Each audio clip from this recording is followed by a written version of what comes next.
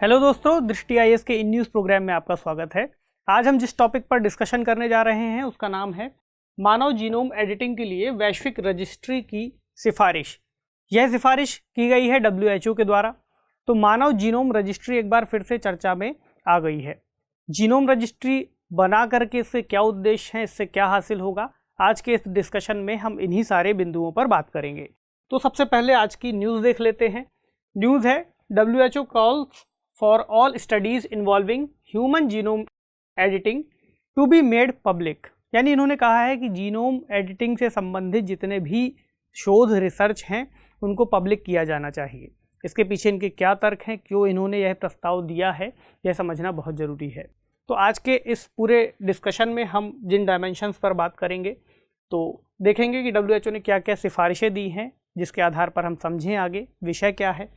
Genome editing को तो समझना बहुत ज़रूरी है ही, जिससे ही निकला है मानव जीनोम एडिटिंग। तो जीनोम एडिटिंग को समझ जाएंगे तो मानव जीनोम एडिटिंग समझना भी आसान होगा। इसी तरह जीनोम इंडिया प्रोजेक्ट एक भारत में चलाया जा रहा है। क्या है यह प्रोजेक्ट, इसके बारे में जानेंगे। इसके लाभ क्या हैं, जीनोम एडिटिंग के चैलेंजेस क्या हैं, क्या किया जा सकता है, और एक सवाल आज के टॉपिक में हम शामिल करेंगे। तो सबसे पहले हम इस पूरे खबर के बारे में जानने के लिए एक बैकग्राउंड समझते हैं। देखिए, आज से कुछ साल पहले चीन के एक वैज्ञानिक थे, एक शोधकर्ता थे, ही जियांगकुई। इन्होंने एक शोध की थी। इस शोध को इन्होंने विश्व का पहला जीन एडिटेड बेबीज नाम से बताया था। यानी इन्होंने एक शोध के जरिए विश्व में जीन एडिटिंग की थी भ्रूण के स्तर पर, और इन्होंने उसे सफल बताया था, जिसके बाद इनके पूरे कार्य की बहुत ज़्यादा आलोचना की गई वैश्विक स्तर पर और इसे अमानवीय बताया गया। तो क्यों इसे अमानवीय बताया गया, ये समझते हैं।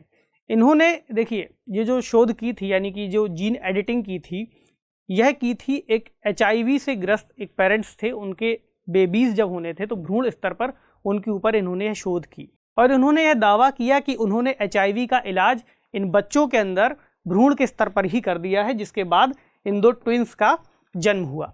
इसके बाद ये पूरा मामला बहुत ज़्यादा फिर से क्रिटिसाइज किया गया और इसे अमानवीय कृत्य बताया गया। देखिए, भ्रूण के स्तर पर किसी भी मामले में, किसी भी देश में, कई देशों में एडिटिंग करना अवैध है या फिर उसको बैन किया गया है। तो भ्रूण के स्तर पर कई देश ऐसा मानते हैं कि यह कृत्य सही नहीं माना जाएगा। तो जिसके बाद इस तरह के मुद्दे फिर से विमर्श में आ गए और WHO को सामने आकर के इसके लिए कुछ गाइडलाइंस जारी करनी पड़ी। जब ये केस हुआ था उसके बाद ही WHO ने इसके लिए रिसर्चर्स की एक टीम बनाई थी। शोधकर्ताओं ने इस पर रिसर्च की और कुछ रिकमेंडेशन WHO को दिए थे। तो उनके बारे में ज़रा जान लेते हैं। तो सबसे पहले तो जो अभी WHO ने कहा है कि इस पूरे मामले के लिए एक वैश्विक रजिस्ट्री बनाई जानी आवश्यक होगी। यहाँ वैश्विक रजिस्ट्री का मतलब हुआ एक ऐसा दस्तावेज जिसमें हम सभी तरह की जानकारियों को एकत्रित कर सकें और यह जान सकें कि एडिटिंग जीन के स्तर पर कहाँ कहाँ की जा रही है और उसके किस तरीके से प्रभाव हो रहे हैं। इसमें उन्होंने एक जो बात कही, उन्होंने कहा आनुवंशिक हेरफेर के किसी भी रूप को ट्रैक करना। देखिए, जो जीन शब्द है, जीन किसी भी जीव के यानी जीवित व्यक्ति के आनुवंशिक पदार्थ को संदर्भित करता है। जीन से ही मिलकर के DNA बनता है और DNA में वे सारी सूचनाएं होती हैं जो किसी भी जीव के लिए आवश्यक होती हैं। एक DNA बताता है कि उस व्यक्ति की जो पूरा इतिहास रहा है, उसके अमीबा से मानव तक के विकास के दौरान वो सारी सूचनाएं उस जीन के स्तर पर ही उसकी शामिल होंगी, DNA में शामिल होंगी। तो ये सूचनाओं में हेरफेर किया जाना एक बहुत ही बड़ा संवेदनशील मुद्दा है।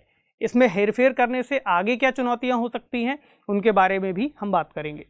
इसके अलावा इन्होंने क्या कहा कि एक विसल ब्लोइंग मैकेनिज्म बनाया जाना चाहिए जो इस तरह के अनैतिक तरीकों से किए जाने वाले जीन एडिटिंग को रोके या फिर ऐसी कोई सूचना आने पर उसकी शिकायत करे। एक तरीके से इन्होंने कहा है कि हम एक ऐसा तंत्र विकसित करेंगे ताकि जीन एडिटिंग से संबंधित अगर कोई भी मामला सुनने को मिलता है तो कोई व्यक्ति या कोई समूह ऐसी शिकायत दर्ज करा सके और उसका कोई निवारण की प्रक्रिया के लिए आगे बढ़ा जा सके।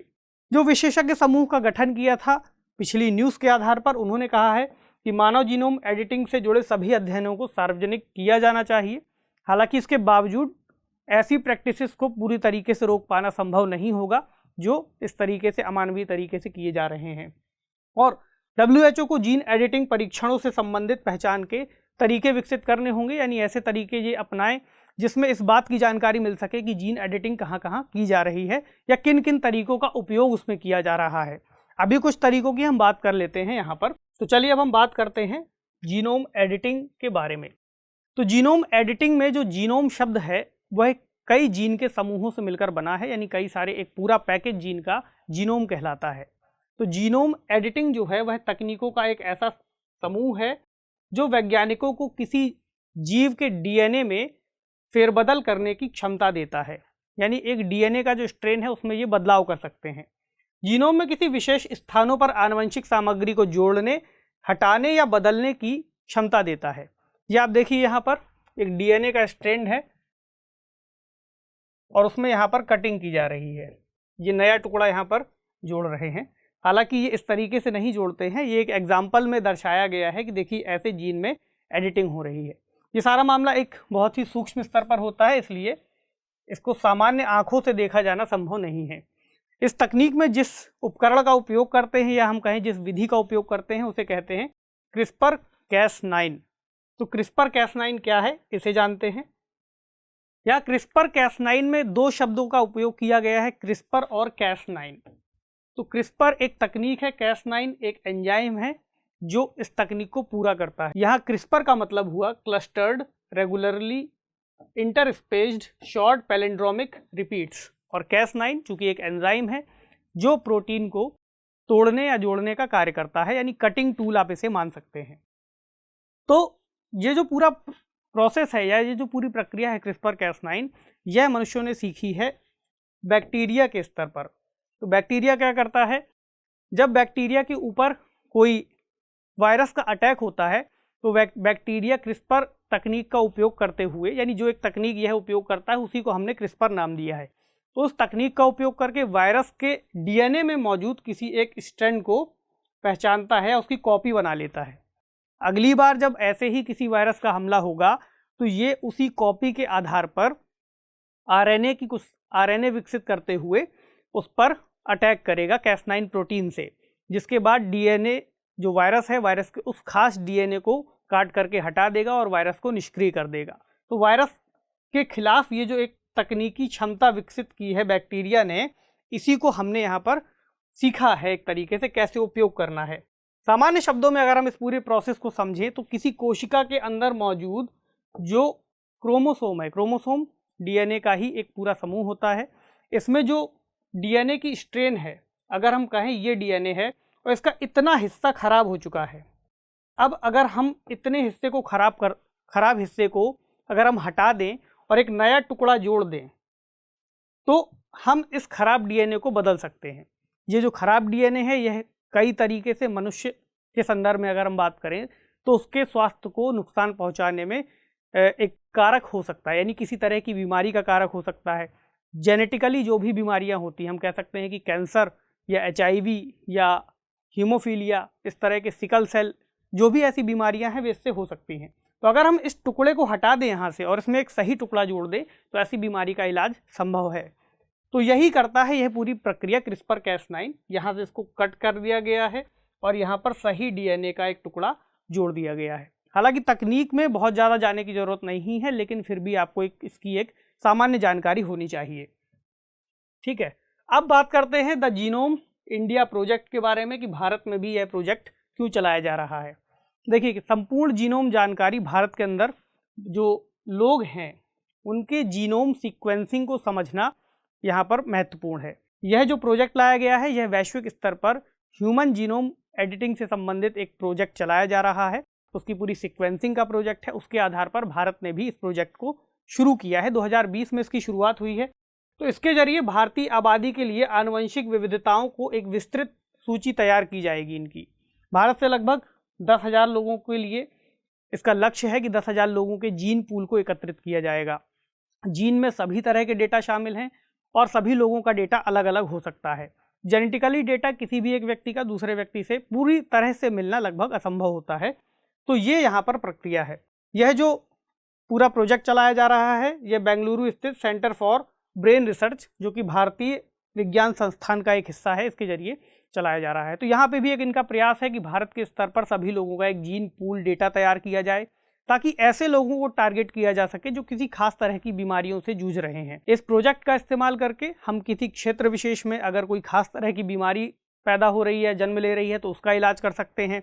एक खास लोगों को जो दवा है खास तरीके से पहुंचाने का उपयोग कर सकते हैं, उसे हम टारगेटेड ड्रग डिलीवरी कहते हैं कि जिस जहां पर मेन समस्या है केवल वहीं पर दवा का उपयोग किया जाए, पूरे शरीर में उसका प्रभाव ना पड़े। तो ये भी एक प्रक्रिया होती है। तो ये कुछ तरीके हैं स्वास्थ्य से संबंधित। ठीक है, अब बात करें कि इससे के क्या लाभ हैं या क्या संभावनाएं हैं और क्या इसकी चुनौतियां हैं। तो पहले संभावनाओं की बात करते हैं। अभी हमने टारगेटेड मेडिसिन की बात की, तो टारगेटेड मेडिसिन ऐसी दवाएं होती हैं जो व्यक्ति के पूरे शरीर को नुकसान ना पहुंचाकर एक खास क्षेत्र को ही जहां से बीमारी संबंधित है उसका इलाज करें। तो ये तब संभव होगा जब हम नैनो स्तर पर इसका इलाज विकसित करेंगे या फिर इस तरह की किसी जीन एडिटिंग तकनीक का इस्तेमाल करेंगे। बायोफ्यूल्स में भी इसका इस्तेमाल संभव है। बायोफ्यूल्स में अगर हम जीन एडिटिंग का उपयोग करें तो अलग संभावनाएं हो सकती हैं। डिजीज रेजिस्टेंट क्रॉप्स यानी ऐसी फसलें जो बीमारी के प्रति प्रतिरोधिक क्षमता विकसित कर लेती हैं। अगर हम जीन एडिटिंग का इस्तेमाल करेंगे तो ऐसी जितनी भी क्रॉप्स हैं, जितनी भी फसलें हैं जिनमें कीड़े लग जाते हैं या कोई और कारण से फसलें खराब हो जाती हैं, खराब मौसम के प्रति अनुकूलन क्षमता विकसित कर सकती हैं, तो हम इसमें किसी एक पौधे में या किसी एक जीव में किसी दूसरे जीव की उस क्षमता का उपयोग कर सकते हैं जिससे वह किसी कीटाणु या जीवाणुओं से रोगों के प्रति प्रतिरोध विकसित कर सके। इसी तरीके से कुछ नए इंडस्ट्रियल प्रोजेक्ट या कुछ नए इंडस्ट्रियल प्रोडक्ट भी विकसित किए जा सकते हैं। ये तो कुछ लाभ हुए, लेकिन नुकसान इसके क्या बताए जा रहे हैं। सबसे पहला सेफ्टी को लेकर के कि जिस जीन एडिटिंग का प्रयोग किया गया वह जीन एडिटिंग किस स्तर तक मनुष्य को प्रभावित करेगी। देखिए, अभी जीन एडिटिंग में जिस तरह की एडिटिंग को मान्य किया गया है उसका एक जो उद्देश्य है वह यह है कि व्यक्ति की किसी खास बीमारी का इलाज किया जा सके जो आनुवंशिक स्तर से उसको हुई है। इसमें जो उपयोग किया जा रहा है वह उसकी कायिक कोशिका के ऊपर इसका उपयोग किया जा रहा है। कायिक कोशिका यानी मनुष्य के सभी अंग जिससे निर्मित हैं वे सभी कायिक कोशिकाएं हैं। लेकिन जब तक यह बदलाव कायिक कोशिका के स्तर पर किया जाएगा तब मनुष्य से उसकी पीढ़ी में यानी उसके वंशज में उसका कोई खास प्रभाव नहीं पड़ेगा। लेकिन वहीं यदि कोई ऐसा बदलाव किया गया जो उसकी जर्मलाइन सेल में किया गया, तो जर्मलाइन सेल में किया गया बदलाव उसकी अगली पीढ़ी को भी प्रभावित करेगा। यहाँ जर्मलाइन सेल का मतलब हुआ ऐसी कोशिकाएं जो किसी व्यक्ति की आनुवंशिक सूचना को अपने अंदर रखती हैं, जैसे उदाहरण के लिए स्पर्म सेल्स या एग सेल्स। तो भ्रूण के स्तर पर किए जाने वाले बदलाव भी इसी स्तर पर किए जाते हैं, इसलिए इनको अभी के लिए चैलेंज के रूप में देखा जाता है। तो कई देश जर्मलाइन स्तर पर किए जाने वाले जो जीनोम एडिटिंग है उसको प्रतिबंधित करते हैं।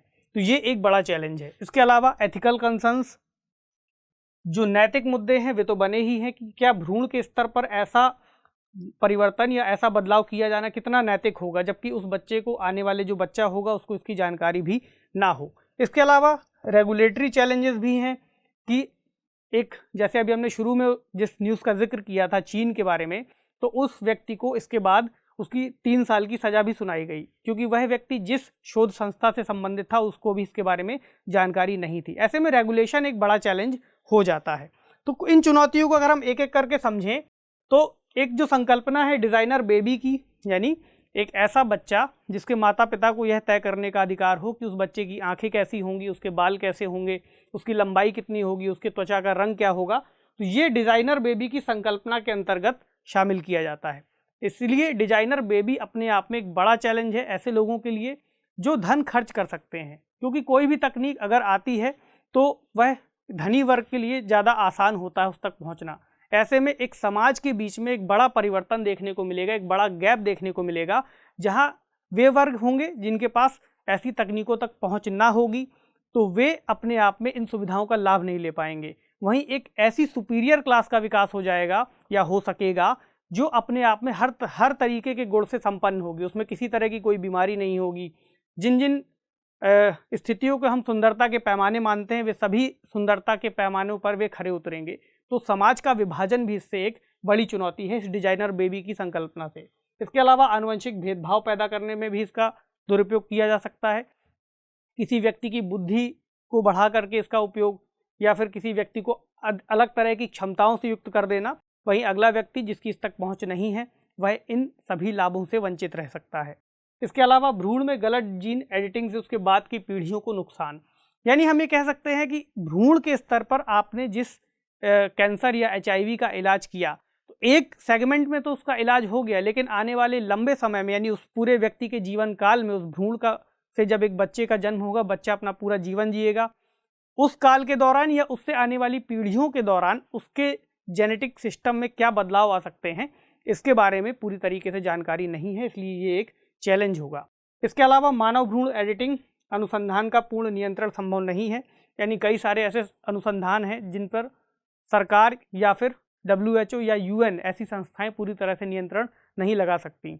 इसके अलावा अगर लाइसेंस दिए भी जाते हैं ऐसी किसी संस्था को, तो उससे जुड़ी अन्य कितनी सारी संस्थाएं बन सकती हैं जिनके बारे में कोई जानकारी नहीं होगी, तो यह भी एक मेडिकल चैलेंज यहाँ पर बनता है।